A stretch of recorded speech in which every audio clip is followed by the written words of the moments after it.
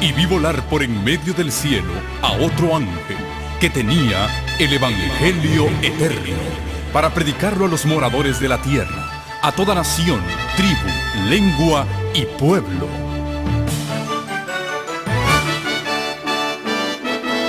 Con ustedes su programa cristiano con temas bíblicos de actualidad. Un programa que trae al mundo la verdad presente. Este es el Evangelio eterno.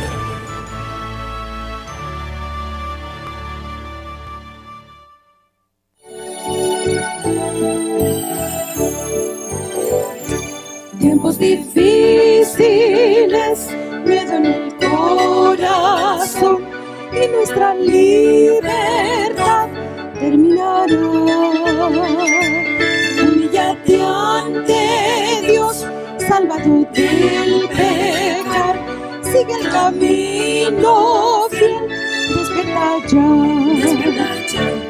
Jesús pronto vendrá, noche o día será. Muchos se encontrarán, trompeta habrá. Los muertos vivirán, justos se encontrarán. Mirando nadie muere, al cielo irán.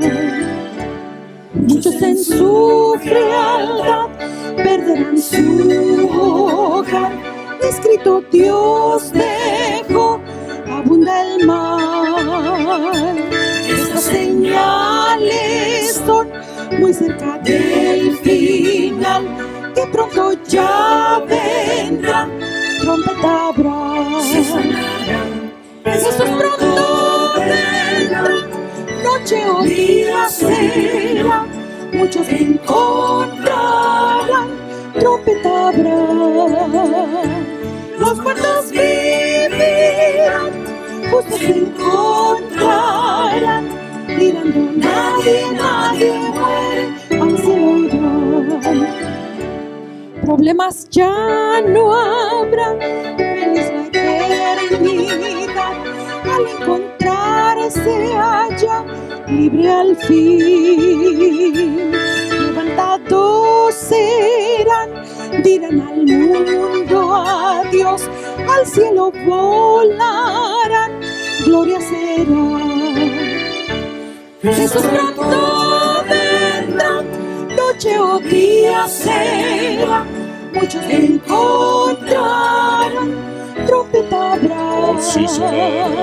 Los muertos vivirán, justos se encontrarán. Mirando nadie muere, al cielo irán. Cristo ya viene, pronto vendrá.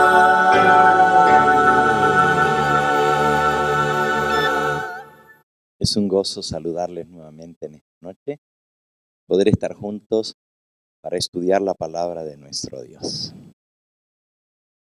Y aunque hemos orado, pedido la dirección del Señor, me voy a encomendar en las manos del Todopoderoso antes de abrir su santo libro. Les invito a que los que puedan me acompañen de rodillas. Nuestro Padre y nuestro Dios, sea tu nombre engrandecido y glorificado en esta hora. Nos hemos dado cita en tu casa para venir a adorarte, para venir a cantarte himnos de alabanza a tu nombre y también para permitir que tú nos hables a través de tu palabra. Me encomiendo en esta hora en tus manos y te pido que me des tus pensamientos, tus palabras, para poder expresar correctamente, trazar la palabra de verdad de acuerdo a tu voluntad. Bendice a cada persona aquí presente, llénanos de tu Espíritu Santo. Bendice a aquellos que se nos unen a través de los medios de comunicación, donde quiera que estén, que también tu bendición les alcance. Y danos un tiempo provechoso, juntos, aprendiendo más de las profecías del libro de Apocalipsis. Tú conoces, Señor, las necesidades particulares de cada uno de los que estamos aquí. Sé propicio y trae solaz, trae tranquilidad a cada corazón, sabiendo que cada situación está puesta en tus manos y que tú has de guiar nuestras vidas tal como tú lo has prometido en tu palabra. Que no tenemos por qué dudar ni por qué temer. Perdona nuestras faltas y danos un corazón receptivo a tu verdad. En el nombre de Cristo lo pedimos. Amén. Nuestro estudio de la segunda visión que le dio el Señor Jesucristo al apóstol San Juan, nos toca considerar en esta hora cuando el Cordero abre el tercer sello. Vimos que los sellos representan períodos de la historia de la humanidad. Y al ir abriendo cada uno de estos sellos, son distintas etapas del juicio investigador en el cielo. Cuando el Cordero abrió el primer sello, se lleva a juicio, se investiga y se toma decisiones sobre las personas que vivieron en el primer período, la primera dispensación de la historia, desde la creación al diluvio. El caballo blanco, la fe en su pureza original. Los patriarcas estuvieron vivos, vivieron por cientos de años y pudieron mantener la verdad pura en esa generación, aún en medio de la maldad, en medio del pecado que reinaba. Los que adoraban al Dios verdadero no tenían mayor confusión de doctrina. No había, porque la doctrina era pura, pues aquellos que la recibieron directamente de nuestro Señor Jesucristo y de los santos ángeles en el jardín del Edén, pues se mantuvieron vivos por cientos de años enseñando y defendiendo esa doctrina. Así el caballo blanco representa ese período de pureza doctrinal del pueblo de Dios. El segundo sello, cuando Jesús abre el segundo sello, Juan ve un caballo rojo. Y el caballo rojo, el color rojo representa sangre, representa derramamiento de sangre. Y justamente al jinete del caballo rojo se le da una gran espada y se le da autoridad para que se maten los unos a los otros. Este es el período de las grandes guerras de conquista de los grandes imperios, el flujo y reflujo de las naciones. Esas cuatro bestias que representaban cuatro imperios mundiales que buscaron el dominio, la hegemonía del mundo, representa ese caballo rojo con el jinete que sale para matar mucha gente. Se le dio autoridad para que se quitasen la vida los unos a los otros. Eso nos muestra de que son guerras entre un pueblo y otro pueblo, entre un imperio y otro imperio. También el rojo representa el pecado y esa generación después del diluvio en adelante, aún el pueblo de Dios se caracterizó por el pecado que reinó en el pueblo escogido de Dios desde sus comienzos. Toda esa época estuvo caracterizada por rebeldía contra Dios. No hubo un periodo que pudiéramos decir que el pueblo de Dios le fue fiel al Señor. Ni siquiera cuando Dios los libertó de Egipto, les dio su santa ley, escucharon su voz desde el jardín, desde el monte Sinaí, proclamando los 10 mandamientos. Pues ni habían pasado 40 días cuando ya habían caído en pecado, en rebeldía, en apostasía, y de allí una apostasía tras otra.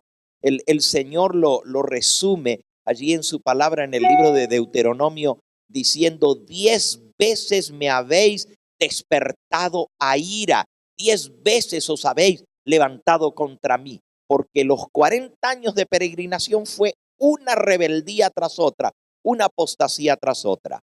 Aún llegando a la frontera de Canaán, una gran apostasía. Luego que ya entraron en Canaán, en lugar de obedecer lo que Dios les había dicho, que no se mezclaran con las naciones, cayeron en el pecado de la idolatría. El período de los reyes de Israel no fue mejor, al contrario, todos los reyes, comenzando aún desde los reyes, el primer rey de Israel cayó en la apostasía y él mismo tuvo que ser desechado por Dios. El segundo rey, David, derramamiento de sangre, justamente el caballo rojo que representa al pueblo de Dios, pues hubo el mismo rey David. Dios le dijo, no me vas a poder construir el templo, porque tus manos están manchadas de sangre. Muchas guerras de conquista. Y el mismo rey David cayó en el pecado vez tras vez, teniendo más de una esposa. Salomón, su hijo, no fue mejor. Casi 1000 mujeres y concubinas. El pecado reinó. Por eso el rojo es símbolo de pecado también. Y estamos hablando de los líderes máximos del pueblo de Dios, que debieran haber dado el ejemplo al pueblo de Dios. Imagínense cómo estaría el pueblo si sus dirigentes eran pecadores abiertos. El pecado reinó en toda esa generación, tanto así que terminaron en el cautiverio. No hubo remedio para ellos. Dios dijo, no, traté de sanar a Israel, pero no quiso ser sanado. Las 10 tribus del norte fueron enviadas al cautiverio, nunca más regresaron, se perdieron. Y las 2 tribus del sur que formaban el reino de Judá duraron un poquito más porque hubo algunos reyes buenos, como el buen rey Josías y el rey Ezequías, el rey Joás. Pero se pueden contar con los dedos de una mano los reyes que trajeron un poquito de reforma, de vuelta al pueblo de Dios, a los caminos de Dios, pero no duró. Y finalmente también fueron enviados al cautiverio. Desobediencia a la ley de Dios, desobediencia abierta al santo sábado, que era la señal entre Dios y su pueblo, y abierta idolatría, tanto que leemos en el profeta Ezequiel, que habla de las abominaciones que estaba haciendo el pueblo de Dios para despertarle a ira y para despertarle a celos en su propio santuario. Habían metido ídolos e imágenes en la misma casa de Jehová. Y finalmente el templo fue totalmente destruido. Fueron llevados al cautiverio. Cualquiera diría que con esa tremenda lección hubieran aprendido, pero no fue así. Después del retorno del cautiverio, volvieron a mezclarse con los pueblos. Se volvieron a intercasar con los paganos, tanto que cuando viene Nehemías tuvo que hacer limpieza porque estaban viviendo en abierta rebeldía contra el plan de Dios. Díganme ustedes cuál momento en la historia del pueblo escogido de Israel, y tenemos todo el Antiguo Testamento para dar testimonio de lo que pasó en esa época, ¿en qué momento hubo lealtad a Dios? ¿En qué momento se puede decir que el pueblo fue fiel a Dios? Cristo lo dijo, les mandé profeta tras profeta. Y a unos los mataron, a otros los apedrearon. ¿A cuál de vuestros profetas no mataron vuestros antepasados? Esa es la historia del caballo rojo, símbolo de sangre, de luchas, de contiendas, pero también símbolo de apatía, de pecado. Pero si el rojo era malo, ahora llegamos al tercer sello. Y el tercer sello es el caballo negro. Vamos a leer lo que dice cuando el Cordero abrió el tercer sello. Apocalipsis 6, versículo 5. Cuando el Cordero abrió el tercer sello, oí al tercer ser viviente que decía: ven y mira. Y miré, y he aquí un caballo negro, y el que lo montaba tenía una balanza en la mano. Y oí una voz de en medio de los cuatro seres vivientes que decía: 2 libras de trigo por un denario y 6 libras de cebada por un denario, pero no dañes el aceite ni el vino. Esta noche vamos a estudiar un poquito lo que esto significa, pero hablemos primero del símbolo del caballo negro. Y este es el tercer periodo de la historia. Y Pastor Obando, él está muy al pendiente del desarrollo de los sellos. Lo he visto desde el sábado tomando nota y escuchando, porque es una interpretación un poquito distinta de la que estamos acostumbrados. Pero hemos entendido todos de que lo estamos haciendo así, no para decir lo voy a hacer diferente de los demás, sino para ser leales y fieles al espíritu de profecía. Porque ella nos dice que el contenido de ese libro con 7 sellos nos presenta la historia de toda la humanidad, desde la creación hasta el fin, la culminación de la historia. Y si es cuando se abren el libro en el cielo, el juicio, pues obviamente todas las generaciones tienen que ser juzgadas. Pero ahora, Pastor Obando, nos estamos acercando a poder correlacionar los sellos, porque ya con el tercer sello llegamos a la interpretación tradicional y de ahí en adelante ya siguen como los hemos aprendido siempre. En otras palabras, no estamos descartando esa, solamente que estamos estamos extendiendo el periodo de los primeros sellos desde la creación en adelante para poder incluir y para ser leales a lo que Dios nos reveló a través de su mensajera sobre el contenido del libro. Así es, así es. Y si ustedes vieron, pues toda la comprobación la dimos con la palabra de Dios. Los periodos coinciden exactamente. Ahora, aquí es donde tenemos que entender un poquito lo que pasó en el primer siglo de la era cristiana. Porque si el primer sello va desde la creación al diluvio y el segundo sello va desde el diluvio hasta Cristo, hasta el sacrificio de Cristo, y termina con el juicio de este mundo, con el príncipe de este mundo echado fuera. Y ahí comienza una nueva etapa, porque ahora la gente va a ser juzgada por el sacrificio de Cristo. Cambia la base del juicio. ¿Me explico? Antes había que creer en la palabra de Dios y en la promesa de un redentor. Pero desde que Cristo murió, ahora el evangelio es: el Cordero de Dios ha venido a este mundo y las personas van a ser juzgadas de acuerdo a su fe en Cristo como Salvador y como Mesías. Ha cambiado la base del juicio en esa nueva generación. Por eso, si ustedes recuerdan, el contenido del libro no era solamente la historia. Les voy a volver a recordar, porque eso es importante que lo entendamos.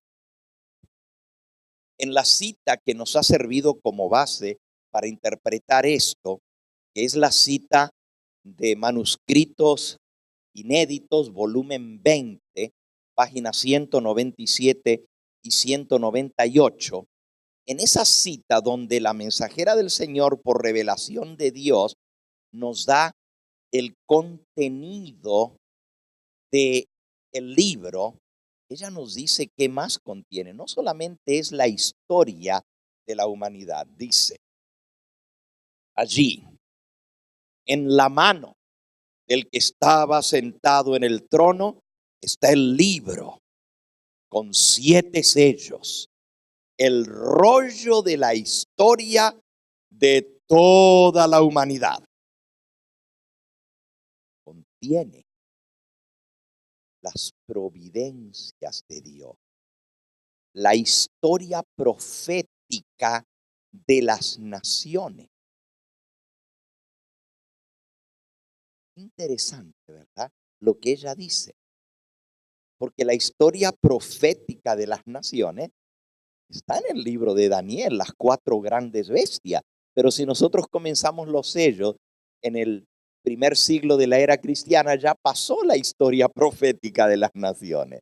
Pero aquí ella dice que contiene la historia profética de las naciones y también de la iglesia. Así que está el Antiguo Testamento y también está la historia de la iglesia, el Nuevo Testamento. Sigue diciendo, este rollo contenía las proclamaciones divinas. Este rollo contenía las proclamaciones divinas, la autoridad de Dios, sus mandamientos, sus leyes, el consejo completo del Eterno en todas las edades de la historia. O sea, lo que Dios reveló en cada momento de la historia. Y termina diciendo, la historia de todos los poderes reinantes en las naciones, en lenguaje simbólico, este rollo contenía la influencia de cada nación, lengua y pueblo, de cada individuo, desde el comienzo de la historia de la tierra hasta su culminación. El destino de cada individuo y de cada nación estaba contenido en este libro. Así que no solamente está la historia de lo que la gente hizo, también están las proclamas divinas, está las providencias de Dios, está el mensaje de Dios, su autoridad, su mensaje para cada generación. ¿Por qué? Porque al abrir el rollo, cuando se hace el juicio, obviamente primero se ve sobre qué base se va a juzgar. ¿Puede Dios juzgar de la misma manera a los que vivieron después del sacrificio de Cristo que a los que vivieron antes? ¿Puede Dios juzgar a los que vivimos en esta época de la misma manera que va a juzgar a los que no tuvieron acceso a la Biblia en la Edad Media y que nunca la leyeron ni tuvieron una Biblia en su mano? Para cada momento de la historia están las bases de ese juicio. Por eso al abrir el libro se leen las proclamas divinas, se lee la providencia de Dios, cómo Dios actuó. La providencia es la manera como Dios actuó, cómo Dios intervino, cómo Dios interactuó con su pueblo, y de ahí vienen las lecciones que el pueblo tiene que aprender para ser juzgado. Entonces todo eso al abrir el libro, en cada porción está la base primero y luego cómo reaccionaron las personas a esas proclamas divinas. Porque recuerden que los que se juzgan son los que entraron alguna vez al servicio de Dios, los hijos de Dios, o los que profesaron ser hijos de Dios y conocer el camino de Dios. Entonces, si todo aquel que profese conocer al Dios verdadero, Dios lo considera su hijo, aunque no tenga todo el y la luz. Pero todos ellos que profesan e invocan el nombre de Dios, Dios los considera sus hijos. Así es. Entonces, volviendo al tema del caballo negro, tenemos que entender este periodo. Repito, si el primer periodo es de la creación al diluvio y el segundo es del diluvio a la venida de Cristo, el tercero me va a llevar desde la muerte de Cristo hasta algún punto en el futuro. Y ya les voy a decir cuál es ese punto en el futuro. Ese punto en el futuro va a ser el juicio de Dios sobre la nación romana, sobre la última de esas 4 bestias. El juicio sobre Roma, la caída de la iglesia cristiana para transformarse en la prostituta y en la ramera. Esto lo vamos a ver más claro mañana por la noche, a ver el cuarto sello, que es el caballo amarillo.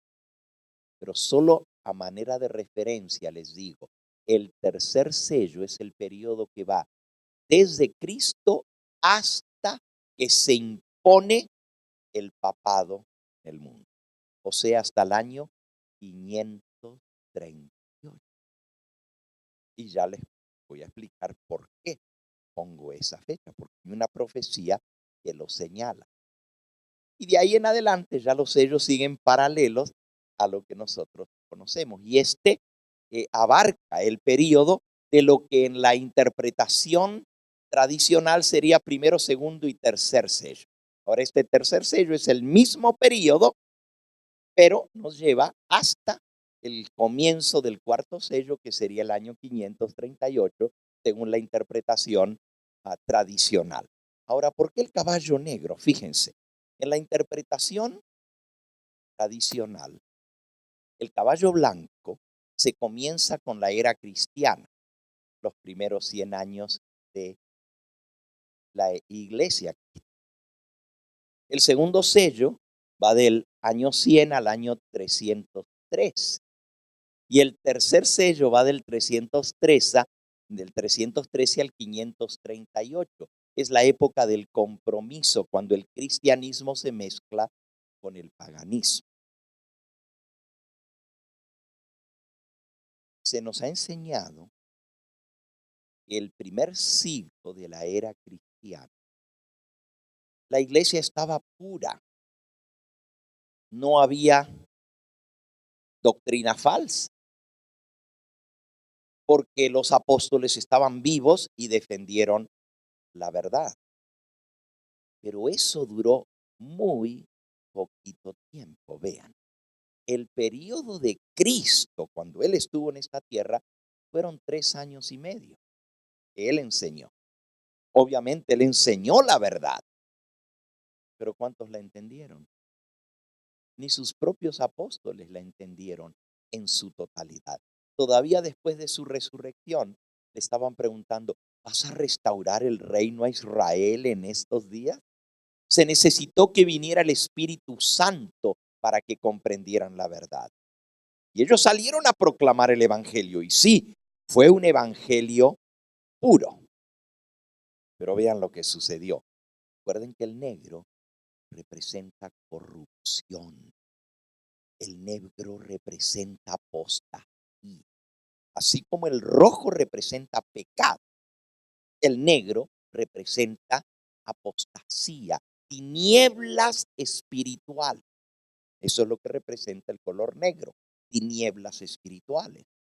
Entonces, revisemos el registro del primer siglo de la era cristiana y nos vamos a dar cuenta que no fue tan pura la historia de la iglesia en ese primer siglo. Si vamos a la epístola del apóstol Pablo a los Gálatas, él les escribe esta carta a las iglesias que están en Galacia. Galacia es una provincia del Imperio Romano. No hay ninguna iglesia que se llama Gálata. Gálatas son los habitantes de una provincia romana que se llamaba Galacia. Y Galacia incluía una cantidad de iglesias que el apóstol San Pablo fundó. No voy a entrar en los detalles de esto, pero sepan que eran por lo menos 15 iglesias que estaban en Galacia cuando Pablo les escribe la carta. Y en el capítulo 1 del libro a los Gálatas, es una de las cartas tempranas de Pablo, temprana. Se cree que se escribe la carta a los Gálatas alrededor del año 46 después de Cristo. Cristo murió en el año 31 y estamos hablando de tan solo 15 años más tarde. 15 años más tarde de que se funda, por así decirlo, la nueva dispensación después de Cristo, desde el derramamiento del Espíritu Santo. Miren lo que Pablo les escribe a las iglesias cristianas en Galacia. Dice Pablo apóstol, versículo 1 del capítulo 1, no de hombres ni por hombres, sino por Jesucristo y por Dios el Padre que lo resucitó de los muertos. Y todos los hermanos que están conmigo a las iglesias plural de Galacia. Paz y gracia sean a vosotros, de Dios el Padre y de nuestro Señor Jesucristo, el cual se dio a sí mismo por nuestros pecados para librarnos del presente siglo malo, conforme a la voluntad de nuestro Dios y Padre, a quien sea la gloria por los siglos de los siglos. Amén. Fíjense, Cristo se dio a sí mismo para librarnos del presente siglo malo. ¿Cómo caracteriza el apóstol San Pablo al primer siglo de la era cristiana? El presente siglo malo. No era un siglo bueno, era un siglo malo. Ahora, obviamente, el que conoce a Cristo, pues conoce lo bueno. Pero miren lo primerito, se va al grano el apóstol Pablo al escribirle a las iglesias en Galacia y les dice, estoy maravillado de que tan pronto os hayáis alejado del que os llamó por la gracia de Cristo para seguir un evangelio diferente. No que haya otro, sino que hay algunos que os perturban y quieren pervertir el evangelio de Cristo. Mas si aún nosotros o un ángel del cielo os anunciare otro evangelio diferente del que os hemos anunciado, sea que anatema, maldito quiere decir. Como antes hemos dicho, también ahora lo repito, si alguno os predica diferente evangelio del que os hemos anunciado, sea anatema. Ahora, esto no suena como que las iglesias estaban siguiendo fielmente el camino del Señor. ¿Qué nos está diciendo? Estoy maravillado de que tan pronto os hayáis alejado del que os llamó por la gracia de Cristo para seguir un evangelio diferente. Ya el evangelio se había pervertido tan temprano en la historia de la iglesia. Obviamente Pablo está escribiendo defendiendo el verdadero evangelio. Y gracias a Dios que todavía estaban los apóstoles para defender el evangelio. Pero la mayoría de la gente estaba siguiendo un evangelio diferente. Ahora, Pablo ya se los había dicho. Esto iba a suceder. Lo había profetizado. Si van a la epístola anterior, una hoja antes, esto es 2 de Corintios capítulo 11, y ahora les escribe a las iglesias que están en Europa. Gálatas es a las iglesias que están en Asia, pero ahora les escribe a los que están en Europa, al norte, en Grecia, en Corinto, y les dice,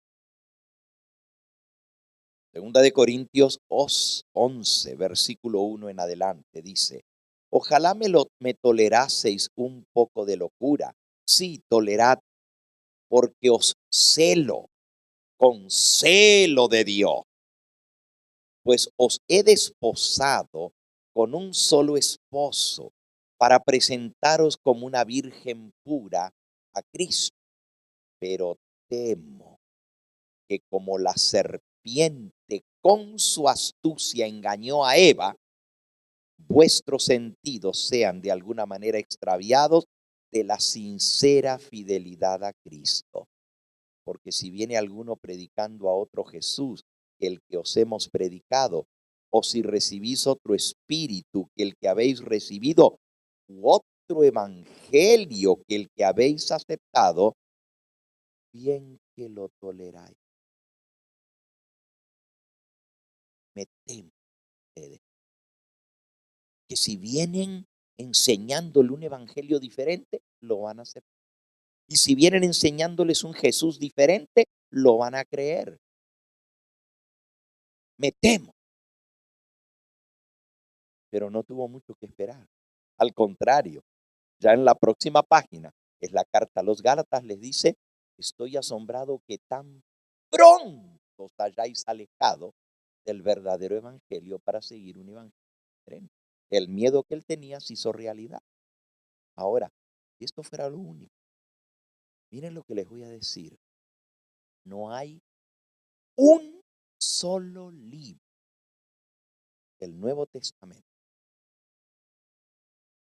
Quizás diría yo, la única excepción sería Filemón, porque Filemón es un libro cortito y es una carta personal del apóstol Pablo a Filemón. Pero todas las demás cartas de Pablo, de Pedro, de Juan, de Santiago, de Judas, los 4 evangelios, Hechos de los Apóstoles y todas las 14 cartas de Pablo, digamos 13, exceptuando esa carta chiquitita de Filemón, todos. Hay 28 libros del Nuevo Testamento y hay, 27 libros del Nuevo Testamento y 26 nos hablan del problema en la iglesia, de la apostasía y de cómo se han infiltrado. Cristo lo profetizó. Dijo, guardaos de los falsos profetas, que vienen a vosotros vestidos de ovejas, pero por dentro son lobos rapaces. Mateo capítulo 7. En los 4 evangelios, el apóstol Juan dice, en el 4 evangelio, vendrán los que se levantan entre vosotros mismos. Yo tengo. Y el apóstol Pablo en el libro de Hechos, y por cierto, podríamos leer todos los pasajes, no tengo el tiempo de leerlo, pero si vamos a Hechos en el capítulo 20, aquí el apóstol San Pablo se dirige a todas las iglesias de Asia Menor. Éfeso, Esmirna, Pérgamo, Tiatira, Filadelfia, Laodicea y todas las demás iglesias, Mileto y Troas. Había más de 15 iglesias allí en Asia Menor. No, más de 30 iglesias. 15 solamente en la provincia de Galacia, al norte. Dice el versículo 17 del capítulo 20, enviando pues desde Mileto a Éfeso, hizo llamar a los ancianos de la iglesia, y cuando vinieron a él les dijo, vosotros sabéis cómo me he comportado entre vosotros todo el tiempo desde el primer día que entré en Asia, sirviendo al Señor con toda humildad y con muchas lágrimas y pruebas que me han venido por las acechanzas de los judíos, y como nada que fuese útil he rehuido de anunciaros y enseñaros públicamente y por las casas, testificando a judíos y a gentiles acerca del arrepentimiento para con Dios y de la fe en nuestro Señor Jesucristo. Ahora, he aquí ligado yo en espíritu, voy a Jerusalén sin saber lo que allá me ha de acontecer, salvo que el Espíritu Santo por todas las ciudades me da testimonio, diciendo que me esperan prisiones y tribulaciones. Pero de ninguna cosa hago caso, ni estimo preciosa mi vida para mí mismo, con tal que acabe mi carrera con gozo y el ministerio que recibí del Señor Jesús, para dar testimonio del Evangelio de la gracia de Dios. Y ahora, he aquí, yo sé que ninguno de todos vosotros, entre quienes he pasado predicando el reino de Dios, verá más mi rostro.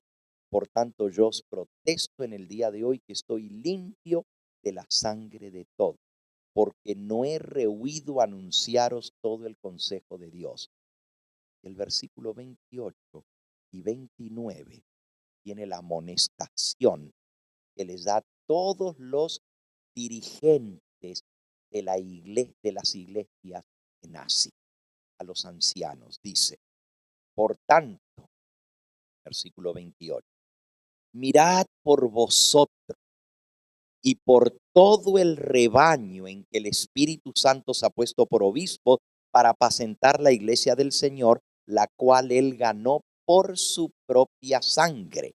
Porque yo sé que después de mi partida entrarán en medio de vosotros lobos rapaces que no perdonarán al rebaño, y de vosotros mismos se levantarán hombres que hablen cosas perversas para arrastrar tras sí a los discípulos. De entre los mismos líderes de las iglesias se iban a levantar los apóstatas que iban a arrastrar discípulos tras sí. Lobos rapaces que no perdonarían el rebaño. Entonces, la apostasía vino después de que se murieron los apóstoles. Desde el comienzo. Miren lo que les escribió a los tesalonicenses. Segunda de Tesalonicenses, capítulo 2, el mismo apóstol San Pablo. Les dice, versículo 7, porque ya está en acción el misterio de la iniquidad, solo que hay quien al presente lo detiene hasta que él a su vez se ha quitado de en medio. El misterio de la iniquidad ya está en acción. Por eso les amonesta al comienzo del capítulo y les dice, pero con respecto a la venida del Señor Jesucristo, de nuestro Señor Jesucristo y nuestra reunión con Él, os rogamos, hermanos, que no os dejéis mover fácilmente de vuestro modo de pensar, ni os conturbéis, ni por espíritu, ni por palabra, ni por carta, como si fuera nuestra, en el sentido de que el día del Señor está cerca. Nadie os engañe en ninguna manera, porque no vendrá el Señor sin que antes venga la ¿qué? La apostasía, y se manifieste el hombre de pecado, el hijo de perdición. Así que, hermano, Cristo no va a venir ya. Les dice, nadie os engañe con respecto a la venida del Señor Jesús, porque no puede venir Él sin que primero venga la ¿qué? La apostasía. Y entonces en el versículo 7 les dice, ya está en acción el misterio de la iniquidad. Ya la apostasía ya estaba en acción, pero no había llegado a su manifestación plena, porque la manifestación plena se va a dar bajo el cuarto sello, el caballo amarillo, cuando viene el hombre que se hace adorar como si fuera Dios y se sienta en el mismo templo de Dios, haciéndose adorar como si fuera Dios. Eso están los versículos que siguen. El versículo 3, nadie os engañe en ninguna manera, porque no vendrá Cristo sin que antes venga la apostasía y se manifieste el hombre de pecado, el hijo de perdición, el cual se opone y se levanta contra todo lo que se llama Dios o es objeto de culto, tanto que se sienta en el templo de Dios como Dios, haciéndose pasar por Dios. Eso iba a llegar. Y ese es el cuarto sello que vamos a ver mañana. El hombre de pecado se sienta en el templo de Dios. El templo de Dios es la iglesia. Y se hace adorar como si fuera Dios. Pero ya en la época de Pablo, él dice, ya el misterio de iniquidad está en acto. Y lo vemos en Tesalonicenses. Ahora vean lo que le escribe a Timoteo. En Timoteo, mira de Timoteo capítulo 6, dice el versículo 3. Si alguno enseña otra cosa y no se conforma a las sanas palabras de nuestro Señor Jesucristo y a la doctrina que es conforme a la piedad, está envanecido, nada sabe y delira acerca de cuestiones y contiendas de palabras de las cuales naces envidias, pleitos, blasfemias, malas sospechas, disputas necias de hombres corruptos de entendimiento y privados de la verdad, que toman la piedad como fuente de ganancia. Apártate de los tales. Ya esta gente estaba en la iglesia, que estaban utilizando la religión para sacarles el dinero a la gente, fuente de ganancia. Pero también dice hombres corruptos de entendimiento y privados de la verdad. Apártense de los tales. O sea, ya la apostasía se había metido y ya esos hombres que les había dicho que se iban a meter dentro de la misma iglesia, estaban. Y por eso les está amonestando, apártense de ellos, no se dejen engañar. Piense lo que le escribe a la iglesia que está en Roma. En Roma. Y por cierto, la epístola a los romanos es más temprana todavía que la epístola a los corintios y los gálatas. Se escribió como unos 2 años antes la epístola a los romanos. Es la primera de todas las epístolas de Pablo. Después de Hechos viene Romanos. Vayan a Romanos capítulo 16. Romanos 16. Y ahora les está escribiendo a los hermanos que están en Roma. Todo el capítulo 16 son saludos a los distintos hermanos que vivían en Roma. En el versículo 17 les dice: mas os ruego, hermanos, que os fijéis en los que causan divisiones y tropiezos en contra de la doctrina que vosotros habéis aprendido, y que os apartéis de ellos, porque tales personas no sirven a nuestro Señor Jesucristo, sino a sus propios vientres, y con suaves palabras y lisonjas engañan los corazones de los ingenuos. Los ingenuos están siendo engañados. Pero les está diciendo a los hermanos que están en Roma: hermanos, tengan cuidado con los que están causando divisiones y tropiezos en contra de la doctrina. Apártense de los tales. Apartaos de ellos, porque esas personas no sirven a nuestro Señor Jesucristo, sino se sirven a sí mismos. Y con palabras y lisonjas, cosas bonitas, engañan a los incautos. Ya el engaño estaba metido en Roma. Y aquí estamos leyendo una epístola, la más temprana de todas las epístolas de Pablo. Ya había divisiones y tropiezos en contra de la doctrina en Roma, la capital del imperio. No es de sorprenderse entonces la apostasía, cuando llegó a florecer, a madurar completamente y se hizo apostasía general, tuvo su sede en Roma, porque en Roma fue donde comenzó. Cuando lleguemos al cuarto sello mañana, vamos a entender cómo se establece papado, ese hombre que hace adorar fuera Dios. Pero esto no vino de golpe de un día para otro. Esto fue un desarrollo. Ya la división en contra de la doctrina había comenzado en Roma temprano, todavía en la época de la apología. ¿Qué les dice?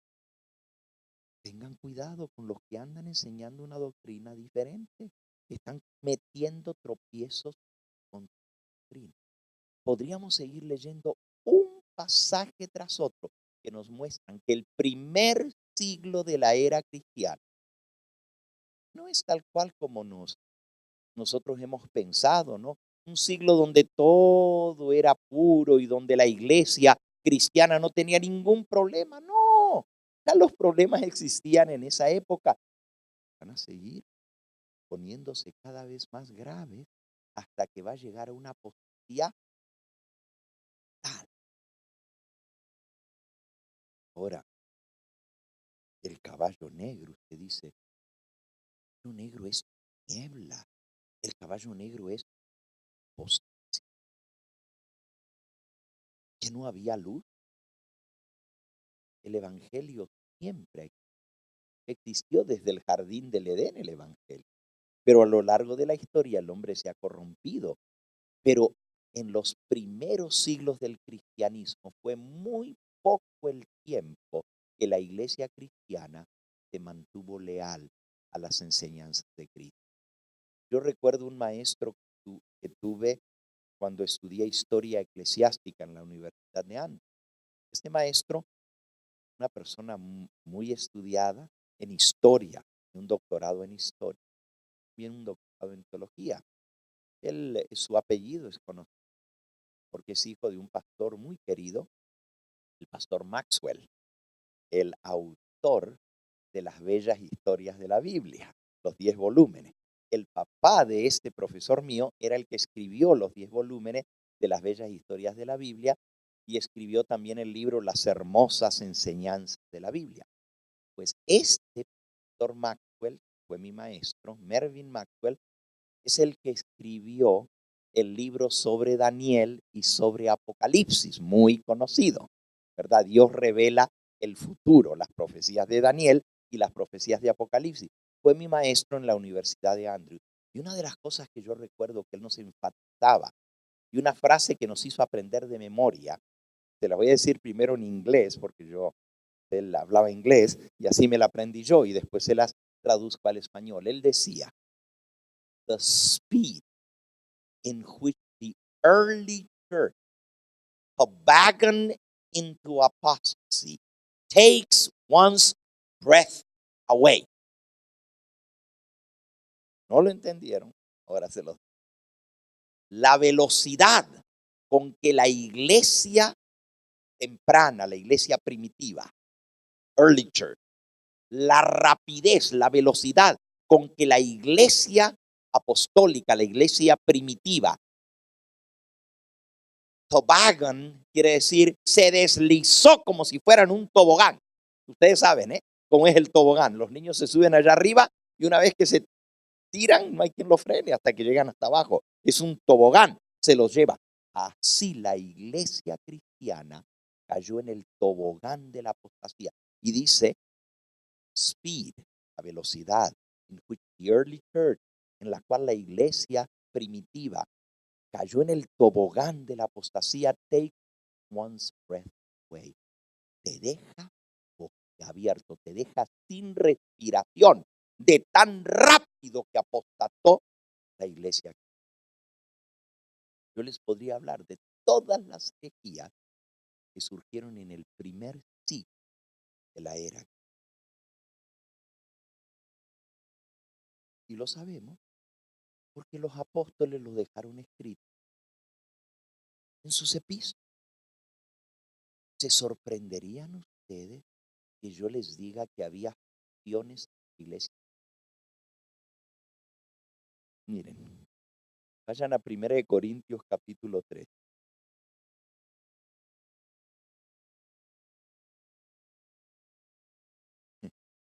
Les escribe Pablo y les dice, De manera que yo, hermanos, no pude hablaros como espirituales, sino como a carnales, como a niños en Cristo.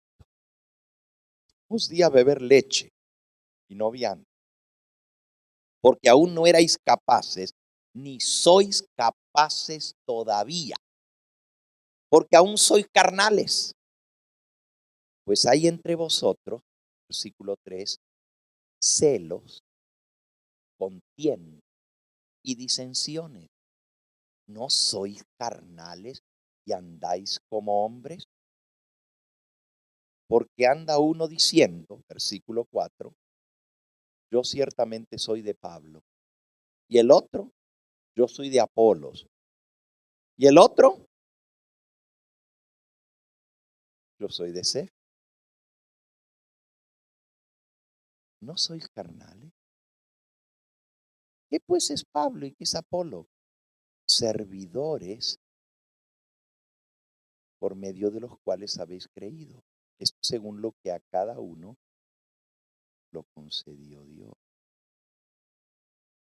No había divisiones. Uno decía, yo soy de Apolo, yo soy de Pablo, yo soy de... ¿Está Cristo dividido, les dice Pablo? ¿Está Cristo dividido? Pero la iglesia cristiana estaba dividida en... Había los que eran los judíos y decían que había que circuncidarse y guardar toda la ley. Había los que eran gentiles y decían no. Tanto así que hubo contienda. Y eso en el primer concilio que se celebró en Jerusalén, tuvieron que resolver la contienda grande que había entre las facciones dentro de la iglesia. ¿Saben? Para el final del primer siglo, la era cristiana, el gnosticismo se había metido de tal manera en la iglesia. El gnosticismo es una doctrina falsa, espiritualista, que viene del paganismo. Es una mezcla. Y el gnosticismo enseñaba que había un Dios bueno y un Dios malo. Y que el Dios malo creó la materia y el Dios bueno el espíritu. Y por lo tanto, todo lo que es material es malo y el cuerpo es malo y el espíritu está encarcelado dentro del cuerpo que es malo, que lo hizo el Dios malo. Filosofía hueca, pura tira y basura. ¿Saben? Era tan grave el problema del gnosticismo. El apóstol Pablo y el apóstol Juan atacaron fuertemente el gnosticismo, porque hasta decían que como Cristo se hubiera hecho carne, si la carne es mala, si Cristo es nomás espíritu, ¿cómo él se pudo haber hecho carne? Por eso el apóstol Juan, que escribe el último evangelio, el más tardío, declara: en el principio era el verbo y el verbo estaba con Dios y el verbo era Dios, y aquel verbo se hizo carne y habitó entre nosotros y vimos su gloria. Tuvo que atacar el gnosticismo.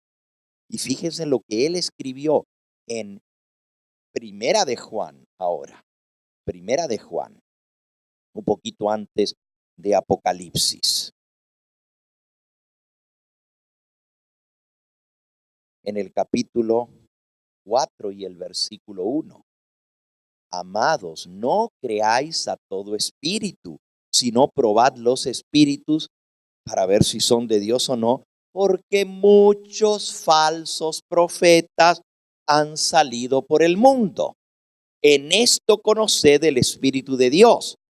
Todo espíritu que confiesa que Jesucristo ha venido en carne es de Dios. Y todo espíritu que no confiesa que Jesucristo ha venido en carne, no es de Dios. Este es el espíritu del anticristo, el cual vosotros habéis oído que viene y que ahora ya está en el mundo. Hijitos, vosotros sois de Dios y los habéis vencido, porque mayor es el que está en vosotros que el que está en el mundo. Ellos son del mundo, por eso hablan del mundo y el mundo los oye. Nosotros somos de Dios. El que conoce a Dios nos oye y el que no es de Dios no nos oye. En esto conocemos el espíritu de la verdad y el espíritu de error. Ahora, ¿por qué creen que el apóstol Juan está escribiendo eso? Porque ya esto se había metido en la iglesia cristiana. Y ya estaban enseñando que Jesucristo era puro espíritu y que nunca se había hecho carne, porque la carne es mala. La carne la creó el demiurgo, así le llamaban los gnósticos al Dios inferior. Hay un Dios superior, que era el Padre, y un Dios inferior. Y ellos decían que ese Dios inferior creó la materia y creó la carne. Que el espíritu es lo único que es santo y bueno, pero lo material es malo. Pero nosotros sabemos por la palabra de Dios que Dios creó el cuerpo humano y Él nos hizo del polvo de la tierra. Y Dios dijo, después de que creó a Adán y a Eva, que todo era bueno en gran manera. Entonces, ¿cómo vamos a decir que el cuerpo es malo? Dios lo hizo. Pero todas esas doctrinas falsas se habían metido en la iglesia cristiana. El gnosticismo fue la amenaza más grande contra el cristianismo. Porque los gnósticos, la palabra gnóstico viene de la palabra griega gnosis, que quiere decir conocer.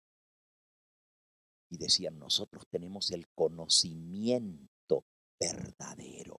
Los demás están ciegos, pero nosotros les abrimos el entendimiento para que lean la Biblia y sepan que la Biblia está infiltrada con ideas falsas.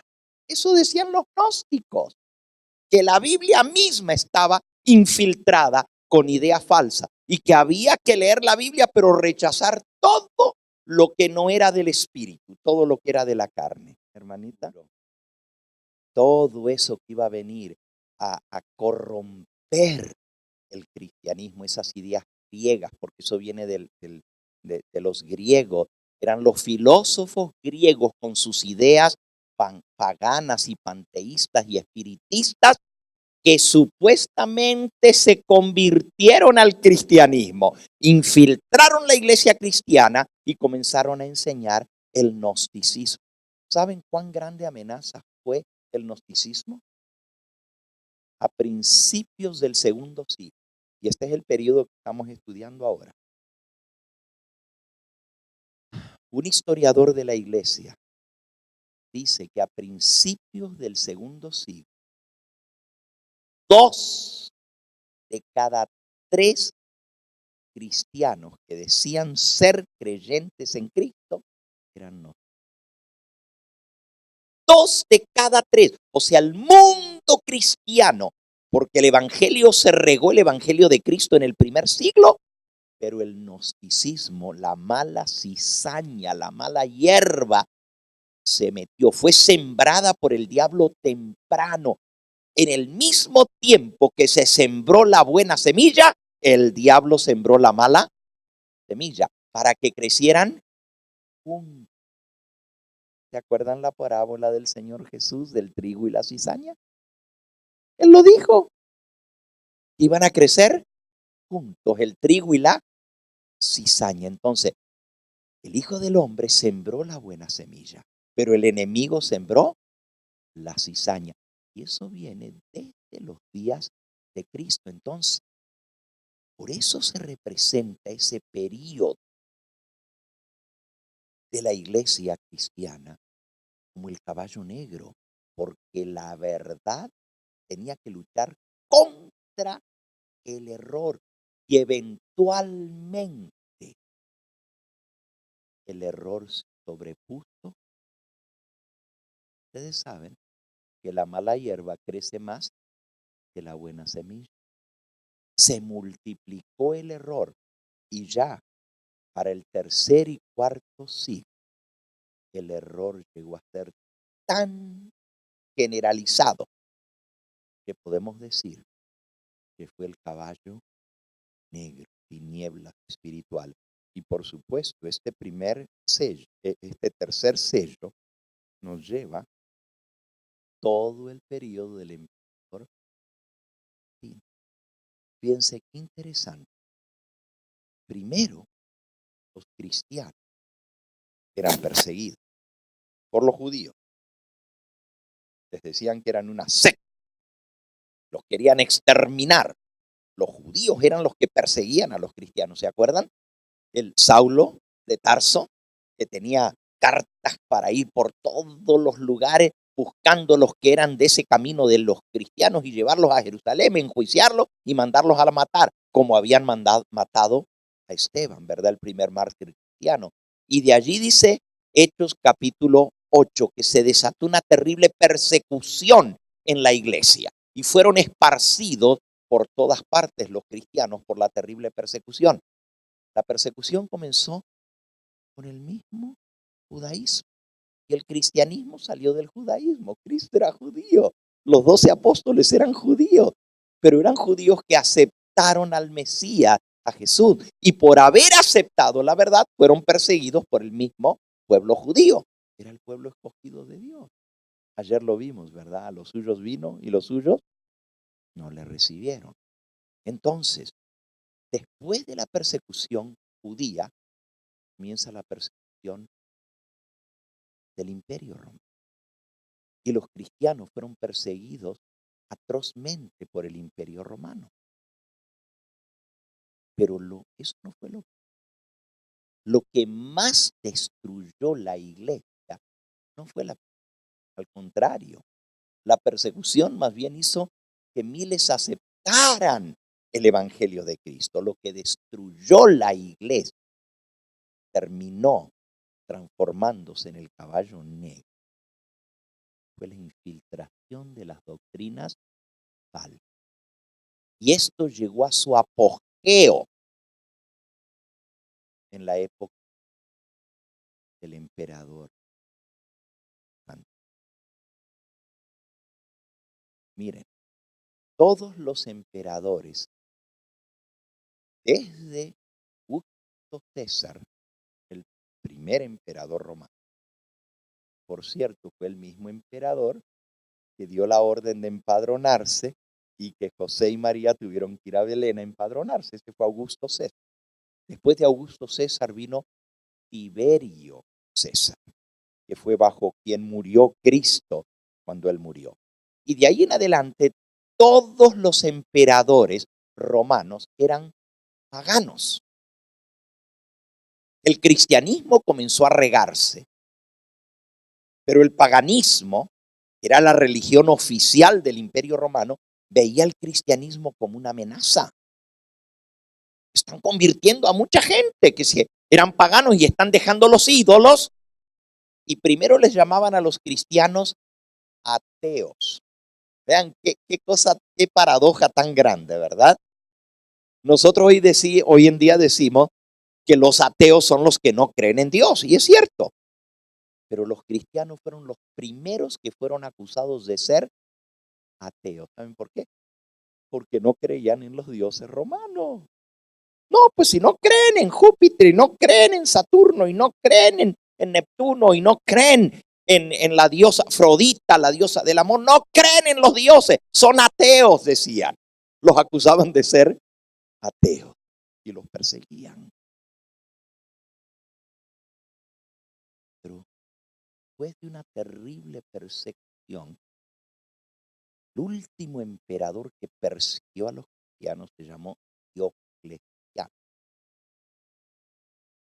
Y después de una persecución que duró 10 años y diezmó a la iglesia cristiana, viene un nuevo emperador. Y este nuevo emperador su mamá.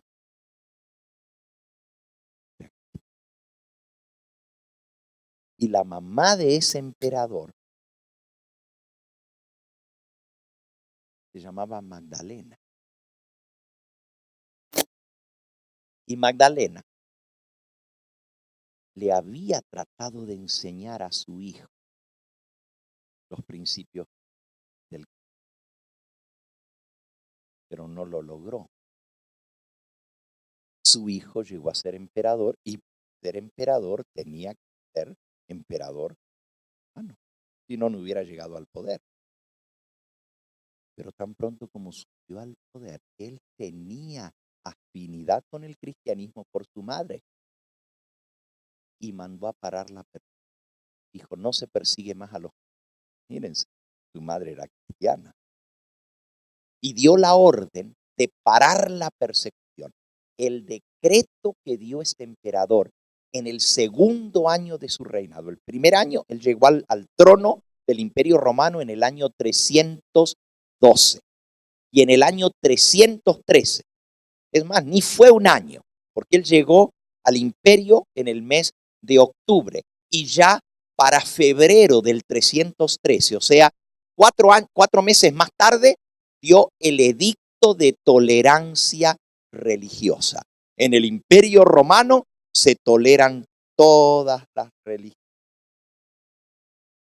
Los cristianos que habían sido tan perseguidos bajo el Imperio Romano, ahora dijeron, gloria a Dios, ya no vamos a ser perseguidos. Antes se tenían que esconder para se tenían que meter en las catacumbas, debajo de la tierra, no lo podían hacer abiertamente. Pero ahora que el emperador da libertad, pues ahora pueden salir del encierro. Qué bonito se sintió. Pero el emperador mismo se convierte en cristiano. La iglesia cristiana estaba eufórica. Ahora el emperador es cristiano. Y no sabían que era el plan maestro. Destruir. Era como el caballo de Troya, que se los metieron por dentro a destruir. Miren lo que escribe la mensajera del Señor de ese periodo. Por cierto, ¿saben cómo se llama ese periodo? Una era de tinieblas espiritual. Justamente el caballo negro. La era de tinieblas espirituales es el capítulo 3 del conflicto de los siglos. Si ustedes quieren leer algo interesantísimo, vayan esta noche, busquen antes de acostarse el conflicto de los siglos y lean el capítulo 3. Es interesantísimo, interesantísimo lo que pasó cuando se convierte. Dice, poco a poco, primero solapadamente, a hurtadillas y después con más descaro, conforme iba cobrando fuerza y dominio sobre los espíritus de los hombres, el misterio de la iniquidad, apostasía, hizo progresar su obra engañosa y blasfema dentro de la iglesia. De un modo casi imperceptible, las costumbres del paganismo comenzaron a penetrar en la iglesia cristiana. El espíritu de avenencia y de transacción fue coartado por algún tiempo por las terribles persecuciones que sufriera la iglesia bajo el régimen del paganismo. Mas cuando cesó la persecución y penetró el cristianismo en las cortes y los palacios, la iglesia dejó a un lado la humilde sencillez de Cristo y de sus apóstoles por la pompa y el orgullo de los sacerdotes y gobernantes paganos, y sustituyó los requerimientos de Dios por las teorías y tradiciones de los hombres. La conversión nominal, ¿entienden la palabra nominal? de nombre. La conversión nominal de Constantino a principios del cuarto siglo, en el 312, causó gran regocijo entre los cristianos y el mundo, disfrazado con capa de rectitud, se introdujo en la iglesia. Desde entonces la obra de corrupción progresó rápido. Que se convierte Constantino, ahora la iglesia rompe en totalidad. El paganismo que parecía haber sido vencido, porque era el que perseguía a los cristianos, realmente vino a ser el vencido. Fíjense qué tremendo. Ya no vamos a ser perseguidos, no. Pues ahora el emperador se hizo cristiano, qué bueno. Bajaron la guardia. Y todas las costumbres y prácticas del paganismo se metieron en el cristianismo. Vean lo que hizo. En el año 321, 9 años después de parar la persecución, pasa un decreto, el más famoso de todos los decretos, el 7 de marzo del año 300. Este decreto fue: haciendo la primera ley, establece domingo como día obligatorio de reposo para todo el imperio. La primera ley dominical. Y no fue una ley dominical chiquitita. Fue a nivel de todo el imperio romano, que todo el imperio tenía que cesar y dejar de trabajar el domingo. ¿Qué creen que hizo la iglesia? Dijo, no, nosotros guardamos el sábado.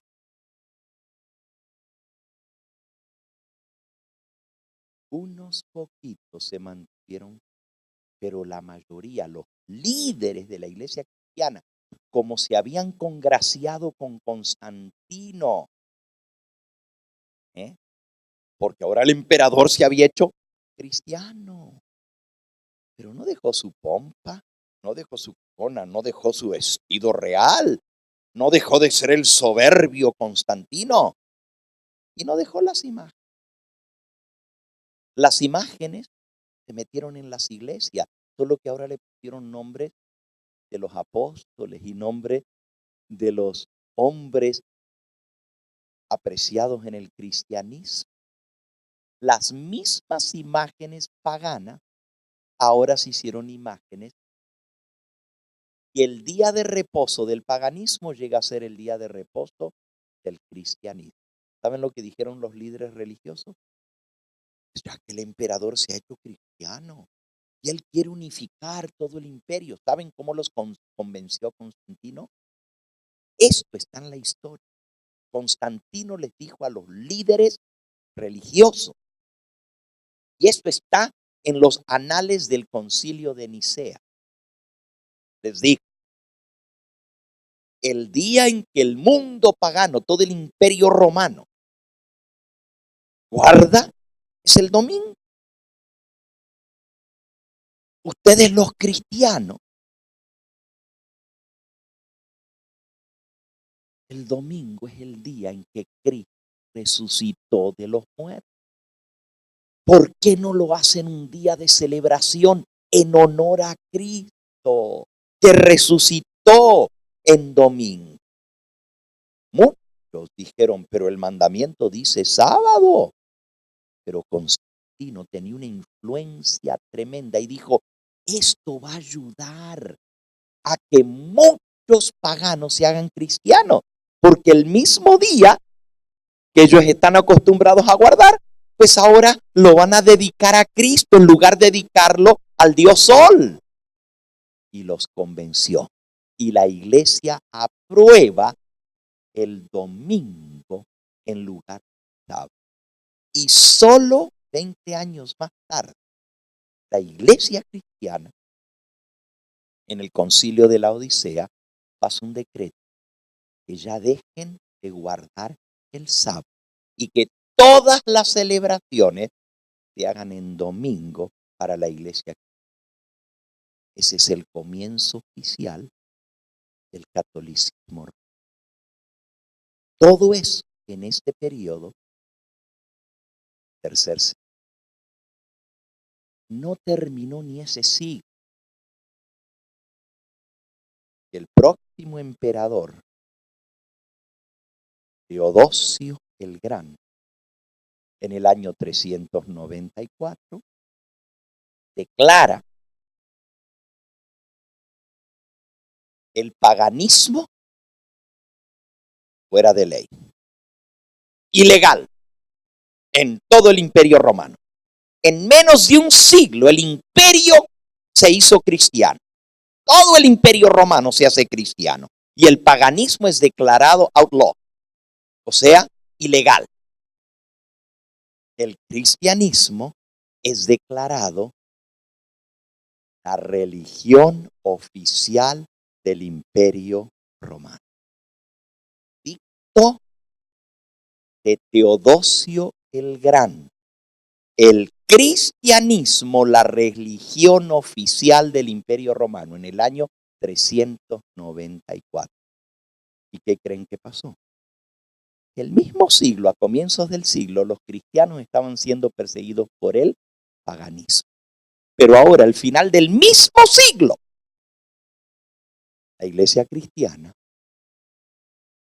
empujada por el Imperio Romano, comienza a perseguir los paganos, porque ahora el paganismo era ilegal y el cristianismo era la religión del imperio y los emperadores eran cristianos. De ahí en adelante todos los emperadores, hasta que cayó el Imperio Romano, eran todos cristianos. Pero bien pobres y bien, pero decían que eran cristianos. Termino en esta noche diciéndoles el próximo parrafito aquí. En el capítulo 3 del conflicto de los siglos, una era de tinieblas espirituales. Dice así: el paganismo, que parecía haber sido vencido, resultó ser el vencedor. El espíritu del paganismo dominó la iglesia. Sus doctrinas, ceremonias y supersticiones se incorporaron a la fe y al culto de los que profesaban ser discípulos de Cristo. Esta unión con el paganismo y el cristianismo dio por resultado el desarrollo del hombre de pecado predicho en la profecía, como poniéndose a Dios y ensalzándose a sí mismo sobre Dios. Este gigantesco sistema de falsa religión es la obra maestra del poder de Satanás, un monumento de sus esfuerzos para sentarse él en el trono y reinar sobre la tierra según su voluntad. Y hermanos, de ahí en adelante viene toda la corrupción y las doctrinas, toda.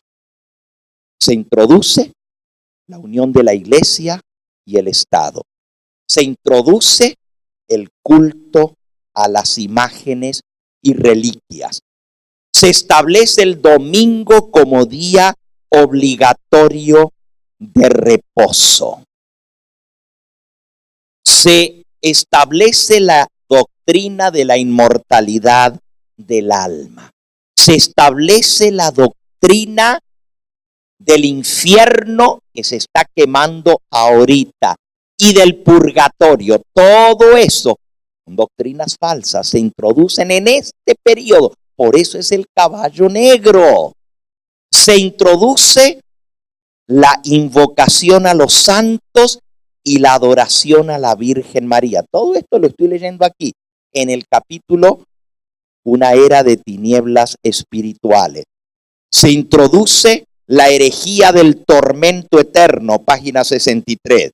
Se introduce la doctrina falsa del purgatorio, la venta del perdón de los pecados a través de las indulgencias, la enseñanza de Cristo de la Santa Cena se cambia por el culto pagano a la hostia. Una galleta en forma redonda como el sol que era adorada por los paganos, ahora se hace para representar el cuerpo de Cristo. Se cambia la verdad del verdadero y único Dios por la falsa doctrina de la Trinidad. Todo esto se mete en esta era así llamada cristiana del Imperio Romano, cuando en realidad lo que hizo fue es que se metió el paganismo.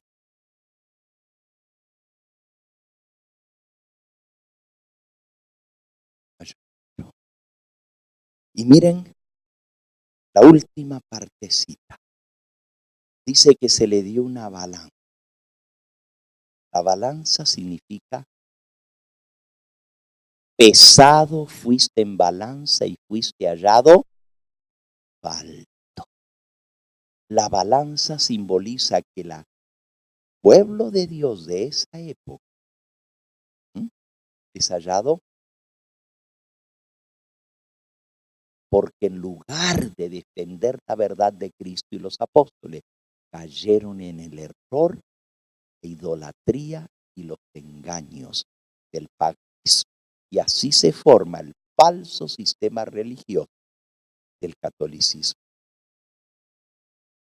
Este periodo compone las iglesias de Éfeso, Esmirna y Pérgamo. Y a Pérgamo se le dice: yo conozco tus obras, de dónde moras, dónde está el trono de Satanás. Tengo unas cosas contra ti, que tienes a los que retienen la doctrina de Balaam, etcétera. Ya no voy a leer esto, pero quiero ir a lo de la balanza y a lo del trigo y la cebada. Apocalipsis 6, versículo 5. He aquí un caballo negro y el que lo montaba tenía una balanza en la mano. Pesado fuiste en balanza y fuiste hallado falto. Eso está en Daniel capítulo 5. Y oí una voz de en medio de los 4 seres vivientes que decía: 2 libras de trigo por un denario y 6 libras de cebada por un denario.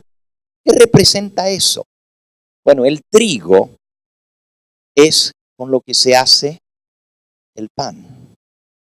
Es lo básico para mantener la vida. Pero en lenguaje espiritual, Cristo dijo: no solo de pan vivirá el hombre, sino de toda palabra que sale de la boca del Señor. Si hablamos de pan físico, fíjense, 2 libras es más o menos 1 kilo, 2 libras. 1 kilo es lo que se considera que es necesario para alimentar a una familia en un día. Pero se está vendiendo 2 libras de trigo por un denario. El denario es lo que se gana una persona en un día entero de trabajo. En otras palabras, estaba tan caro el trigo que lo que ganaban solo les alcanzaba para comprar las 2 libras de trigo. Lo que ganaban en el día entero en este periodo les alcanzaba solo para comprar un poco de harina para hacerse pan. ¿Y el resto qué? ¿Y cómo mantener su familia? En otras palabras, lo que alimenta, la cebada es más barata que el trigo. 5 libras de cebada por un denario. La cebada es lo que se le da más a los animales, a las bestias, para poderlos mantener, aunque también es un buen alimento para el hombre. 5 libras por un denario. ¿Se imaginan? Tener que alimentar también a los animales con tan caro. Pero si lo pasamos ahora a la parte espiritual, si pensamos que lo que alimenta al pueblo de Dios es la palabra de Dios.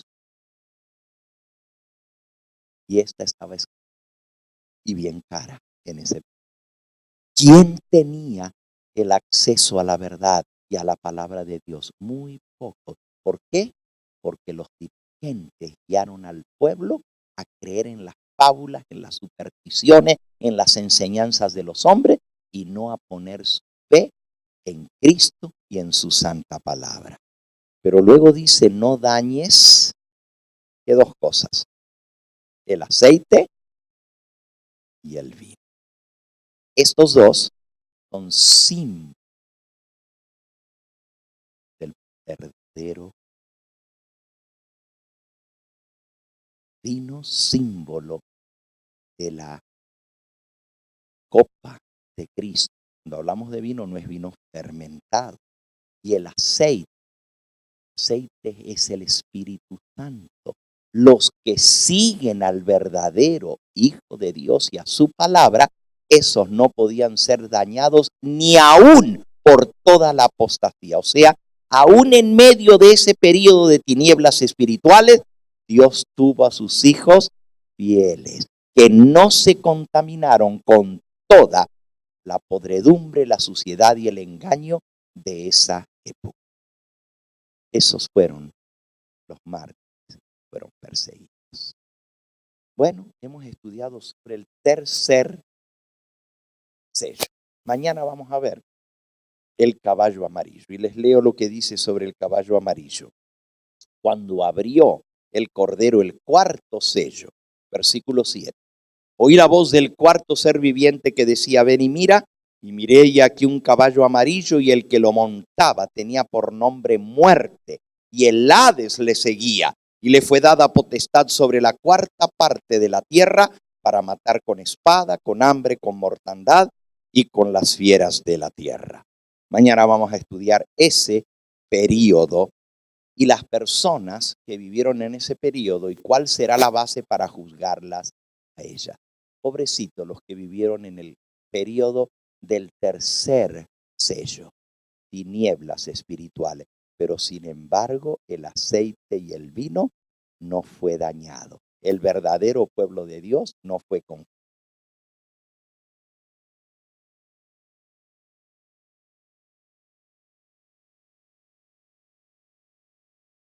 Acuérdense que el jinete del caballo negro se le da la balanza en la mano y es el que sale por toda la tierra. ¿Se acuerdan que leímos? Es el que sale a recorrer toda la tierra, ya en Zacarías.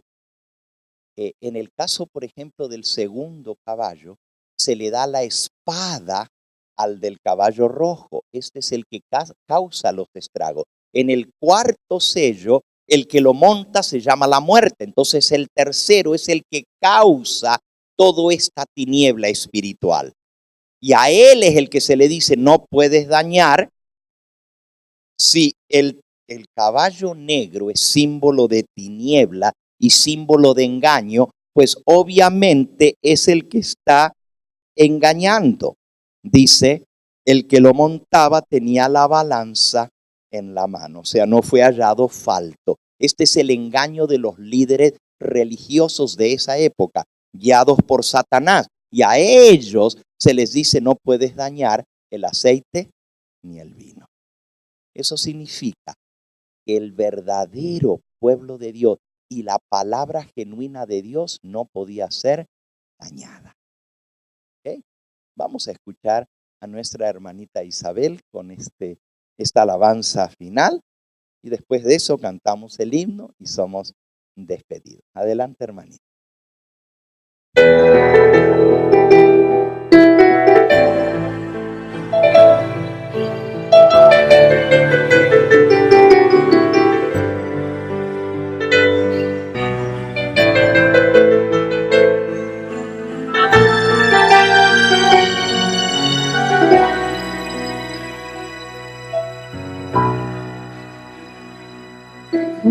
Jamás podrá alguien separarnos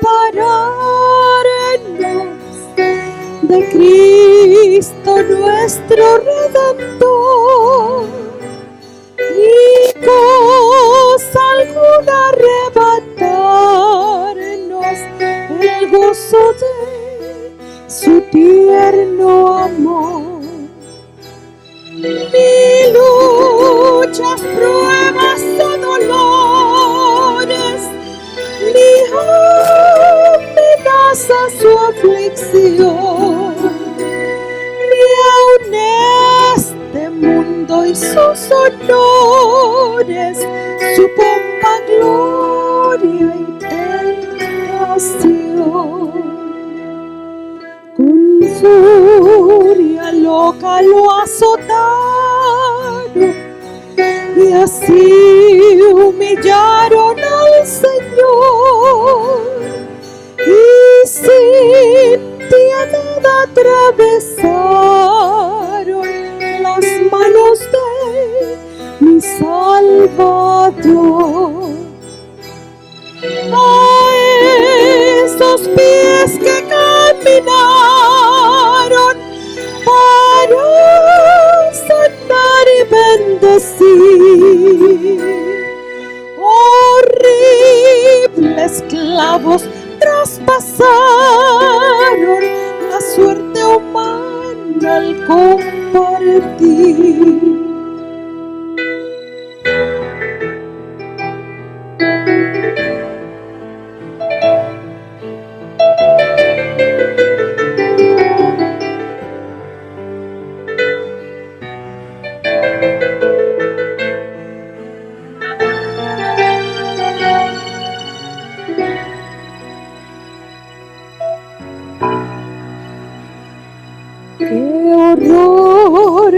Por mi vil pecado el Salvador así sufrió, que por mis culpas fue azotado y burlas crueles recibió. Ingratos hemos de alejarnos de aquel que tanto nos amó, y con anhelo de salvarnos su propia vida entregó, su propia vida entregó, su propia vida entregó.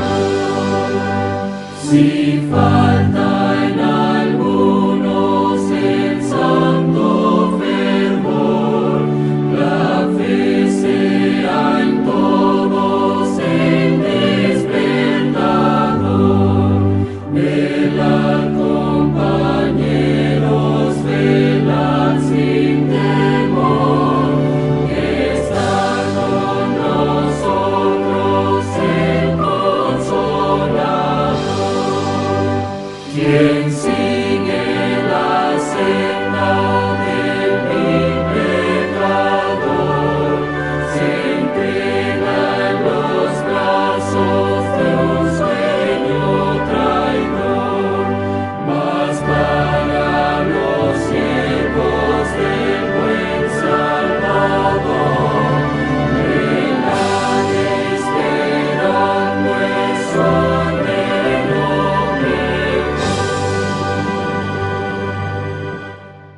Nuestro Padre y nuestro Dios, te damos gracias por la palabra profética más segura. Porque hoy hemos entendido cómo aún las cosas que han sucedido en tu iglesia y en tu pueblo estaban predichas de antemano, estaban escritas en el libro de aquel que está sentado sobre el trono y que se abrió al inicio del juicio. Entendemos, Señor, cómo la historia va desarrollándose y tú has de juzgar a cada persona según la época en que vivió. Aquellos que vivieron en esa era de tinieblas espirituales, que no tuvieron la oportunidad de conocer, porque aun cuando entraron a la iglesia cristiana, esta ya estaba mezclada y corrompida. Tú tendrás misericordia de ellos y los juzgarás de acuerdo a la luz y el conocimiento y la oportunidad que ellos tuvieron. Te pedimos a nosotros que nos mantengas fieles a esa luz y a ese conocimiento que tú nos has dado. Despídenos con tu bendición en esta noche, llévanos con bien a nuestros hogares y tráenos nuevamente el día de mañana para seguir estudiando esta gran profecía de los 7 sellos del Apocalipsis. Te lo pedimos en el nombre que es sobre todo nombre, en el nombre de Cristo Jesús. A Él sea la gloria y la honra por los siglos de los siglos. Amén, Señor.